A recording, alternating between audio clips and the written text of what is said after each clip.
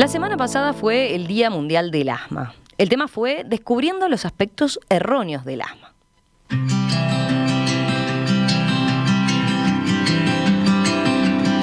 En medio de una pandemia por otra enfermedad que es en principio respiratoria, el asma queda en segundo o tercer plano. Pero sigue siendo una enfermedad con bastante prevalencia entre la población uruguaya. Seguramente todos hemos visto a alguien usar un inhalador alguna vez. Se estima que en niños la prevalencia es de entre 15 y 20%. Además, es una de las dolencias más comunes que se cuentan como comorbilidades para el COVID-19. En los próximos minutos les proponemos justamente hablar del asma. ¿Qué es exactamente? ¿Cómo se trata? Lo vamos a conversar con la doctora Jimena Núñez, presidenta de la Sociedad de Neumología.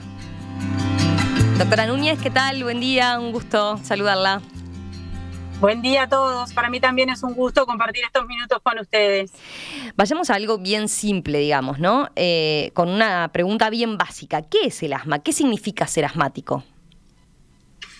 Bueno, el asma es una enfermedad inflamatoria crónica. Eso quiere decir que es una enfermedad que es inflamatoria, o sea, lo que se provoca es inflamación a nivel del pulmón, sobre todo en la parte de, dicho bien y pronto, en la parte de las cañerías del asma. Eso quiere decir la vía aérea que permite la llegada del aire, por lo tanto el oxígeno, al pulmón, y así que se produzca el intercambio. O sea que serían los caños que llevan el aire al pulmón los que se inflaman. Se inflaman quiere decir que se pierden sus capacidades, sus características comunes, se engrosan y con eso interfieren en la forma que el aire puede llegar al pulmón, al alvéolo, que es donde realmente se hace el intercambio gaseoso.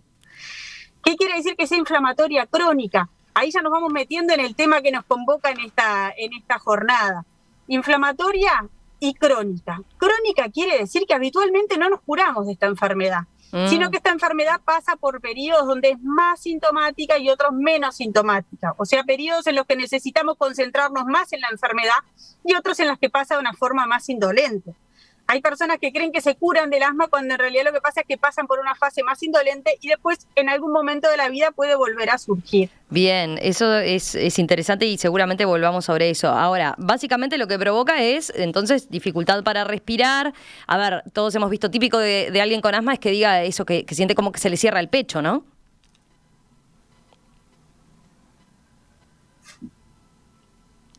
A ver, se nos cortó la comunicación con la doctora Núñez. Vamos a tratar de restablecerla. Volvemos enseguida.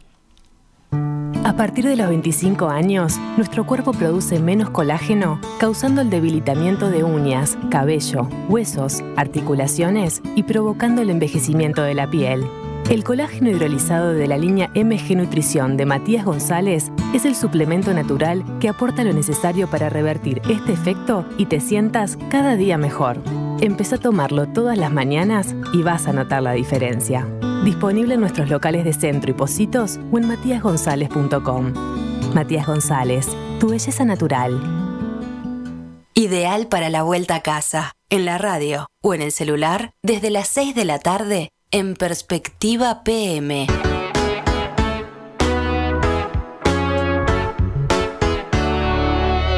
Primero, las principales noticias del día y después el repaso de la entrevista central, la tertulia, el análisis y los informes. Conducen Emiliano Cotelo y Romina Andrioli. En Radio Mundo, 1170 AM y en la app de Radio Mundo para móviles. Continuamos ahora sí en línea con la doctora Jimena Núñez, que es presidenta de la Sociedad de Neumología, hablando del asma, a partir de esto de la fecha que se conmemoró la semana pasada, concretamente que fue el Día Mundial del Asma, con el lema que tiene este año que es descubriendo los aspectos erróneos del asma. Yo recién, doctora Núñez, le preguntaba, bueno, ¿qué es?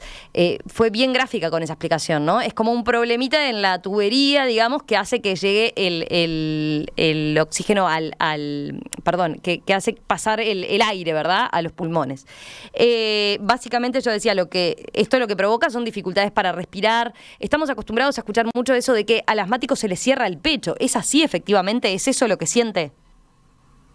Exactamente. Esa sensación de disnea o falta de aire es justamente consecuencia de esto. Al tener estas tuberías más cerradas es que el trabajo que tenemos que hacer para poder pasar el aire a través de estas tuberías hinchadas es mayor. Entonces la sensación es esa, o de que se aprieta el pecho, que dificulta la llegada respiratoria. Hay distintas formas en que los pacientes lo refieren. Muchas veces es eso, es una fatiga, es como que tienen un gato, porque la respiración pasa a ser ruidosa, pasa a tener esos chillidos audibles, esos ruidos que muchas veces escuchamos que parece tal cual como lo describen los pacientes, como si tuvieran un gato. Que nada más que es eso, es el flujo de aire al pasar por un sector que está inflamado. ¿Hay determinadas condiciones que pueden provocar, digamos, el ataque de asma? En las personas susceptibles, o sea, no todos los que estén expuestos a esas cosas van a desarrollar los síntomas, sino las personas que puedan. ¿Quiénes son los que pueden? Los que tienen la predisposición. Esta es una enfermedad multifactorial que se llama, tiene una base genética clara en algún subgrupo de pacientes, que va a hacer que frente a la exposición a estos alergenos o a estas sustancias irritantes desarrollen los síntomas. O sea, no todos los que están expuestos a esas cosas tienen estos síntomas, pero aquellas personas susceptibles pueden desarrollarlos. ¿Hay una relación entre el asma y el alérgico? Exactamente, es muy importante esa relación. En nuestro territorio, en lo que es Latinoamérica, se ve mucho que son unos bichitos chiquititos que se llaman ácaros, que están en el polvo, que por eso todo el mundo dice que es alérgico al polvo, que es la exposición a estos alérgenos que genera síntomas. En esta región es muy habitual estar sensibilizado a los ácaros. Eso quiere decir que las personas alérgicas en este sector, en otoño y en primavera, tienen los picos de síntomas porque coincide con la época de mayor reproducción de estos ácaros. O sea que el polvo va a tener más ácaros que en el resto del año. Que esto pasa cuando nos ponemos un buzo de lana, las personas alérgicas empiezan a estornudar o empiezan a tener chillidos. Se relaciona eso con la exposición a los ácaros, que es lo que la mayoría de las personas de esta zona del mundo estamos sensibilizados. Si vamos, por ejemplo, a Europa, en Europa hay más sensibilización frente a pólenes y menos a ácaros. O sea que en nuestro territorio los ácaros son gran parte de los culpables. Después, dentro de los desencadenantes, como tú mencionabas, están los virus respiratorios. Por eso las personas que tienen asma, muchas veces, frente a un resfrío común, terminan con síntomas de crisis asmática. Bien, ese es otro de los desencadenantes, digamos. ¿Hay otros que nos faltan mencionar? Sí, hay muchos. Hay personas que te pueden decir que la risa les desencadena, que la exposición al aire frío, el ejercicio, la exposición a humo. Entonces, lo importante es que el paciente pueda reconocer estos desencadenantes y en base a eso se puede hacer una pauta de tratamiento. Lo objetivo del tratamiento para el asma es que la persona no tenga síntomas, que tenga una enfermedad controlada. ¿En base a qué? A un tratamiento adecuado. El tratamiento del asma no es el Ventolin. El Ventolin es un tratamiento de rescate. Ah, bueno, yo iba a preguntarle eso, ahí está, o sea, porque yo lo mencionaba en la introducción, ¿no? Tendemos a ver al asmático dándose el disparo de Ventolin, pero eso es cuando está en crisis, digamos, ¿no? Puede tener un tratamiento más de mediano y largo plazo que haga que no se llegue a esa situación. Exacto, el objetivo es tener la consulta correcta con el médico tratante que logre un buen control de la enfermedad. Un buen control de la enfermedad es eso, es no requerir medicación de rescate o requerir el mínimo necesario, un mínimo de la medicación, pero que no sea recurrentemente la necesidad del inhalador de rescate.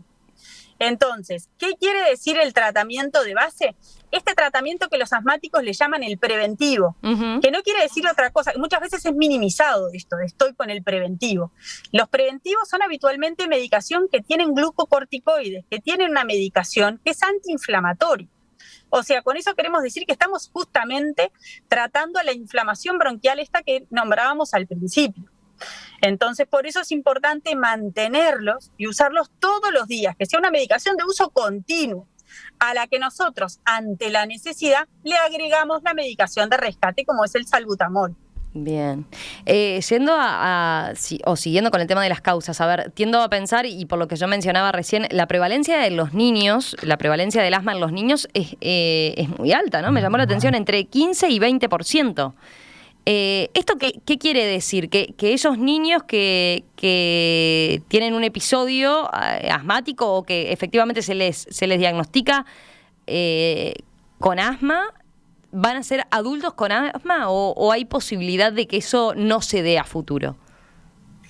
Bueno, una cosa es el niño sibilante, el niño que tiene infecciones respiratorias recurrentes, que muchas veces tienen más estos eventos de sibilancias respiratorias y de crisis de broncoobstrucción, que muchas veces después es lo que te decía, son pacientes que en ese momento, por los desencadenantes, tienen más síntomas y después en la etapa adulta no se les manifiesta tanto. ¿Tá? Hay otros factores también que se relacionan ahí, pero en adultos nosotros lo que tenemos es aproximadamente a nivel mundial, porque no tenemos estudios recientes del Uruguay, está cercano al 10% la prevalencia del asma. O sea que de cada 10 adultos, 1 es asmático. Es muy alta igual, ¿no? Es muy alto igual, exactamente. Y se intrincan otras cosas que tampoco no todo es asma, ¿no? No todas las enfermedades que chilla el pecho son asma.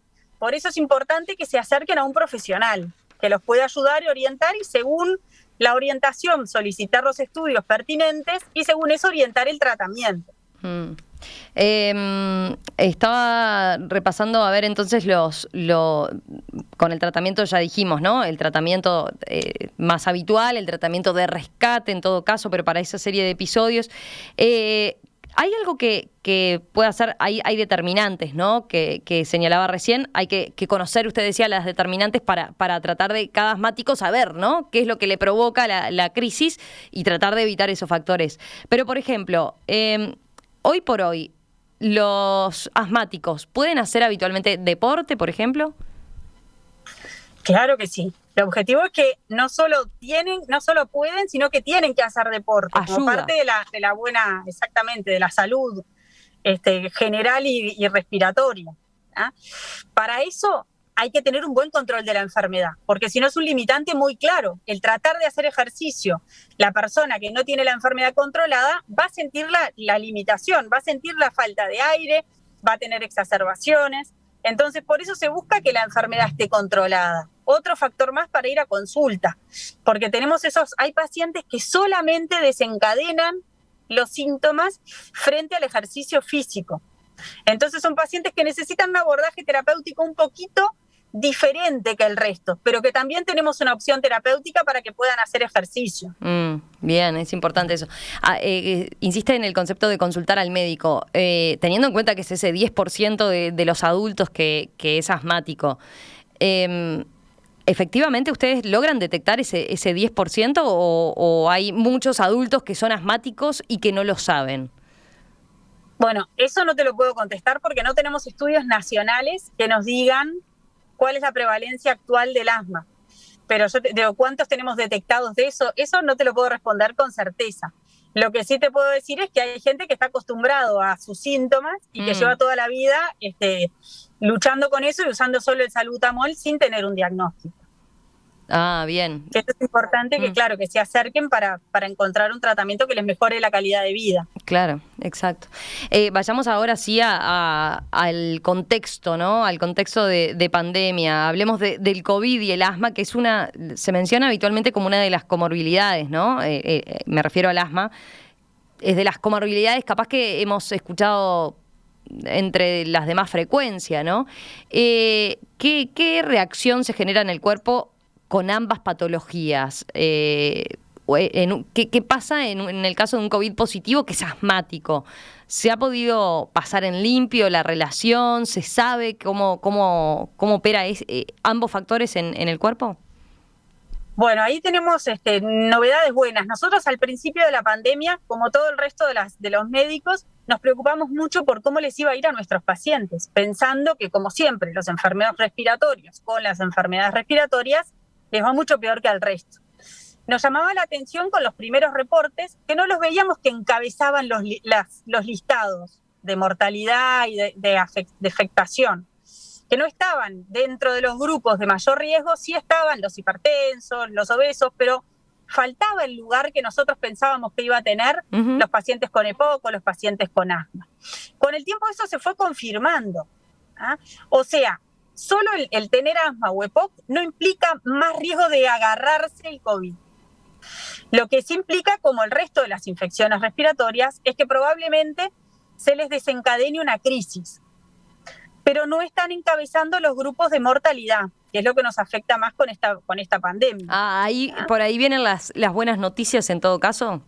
Exactamente. Entonces, efectivamente se comprobó que después, o sea, hay cierta relación, pero no necesariamente tiene un incremento de la mortalidad del asmático que sufre de COVID.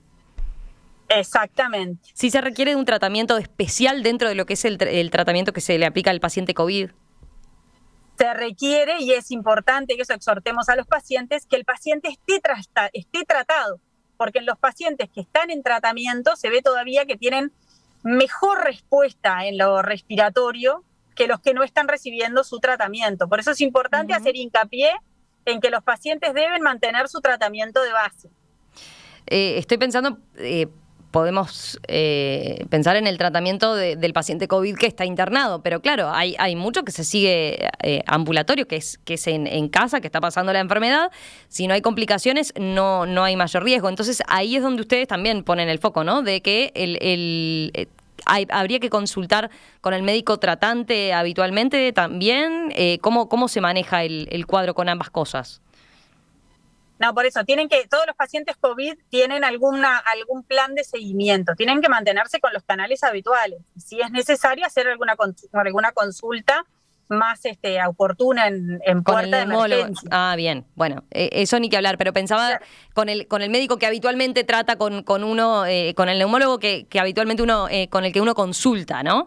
Debo hacer una consulta particular, digamos, particular.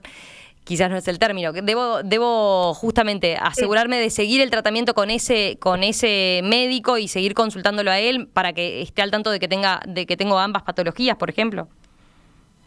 No, por eso, los médicos que están manejando el COVID, todos obviamente están más que capacitados para manejar una crisis. Perfecto. Si tuviera acceso y fuera necesario, obviamente que sí, pero lo importante es que el mensaje tiene que ser que mantengan su tratamiento. O sea, que el paciente que tiene indicado un tratamiento por el asma con inhaladores o con más medicación si es necesario, que no la discontinúe, que mantenga su tratamiento habitual. Tengo algunas preguntas de los oyentes, más allá de esto que estamos hablando ahora, que terminó siendo una buena noticia lo que nos plantea de las novedades que hay en torno al COVID y el asma. Más volviendo a la parte general de la enfermedad del asma como tal, ¿existe algún factor somático para el desencadenamiento del asma? ¿Puede haber algo de eso? Bueno, eso es hay una parte del desarrollo del asma que, si bien siempre se considera que tiene, es una parte como más gris. Siempre hay que buscar que el paciente esté bien tratado. Y sí hay una tolerancia distinta a los síntomas, pero eso es un poco más dudoso. Bien. Y hay otra pregunta que nos llega, en este caso de Marcos, que dice, ¿cuánto juega la alimentación en estos procesos inflamatorios? ¿Hay algo que se puede hacer desde la alimentación con el asma? Bueno, la alimentación con el asma tiene que ver con los alergenos que tengan la posibilidad de desarrollar los síntomas. Claro que hay pacientes que específicamente algunos alimentos les genera alergia alimentaria y que se le manifiesta a nivel respiratorio. Eso es así.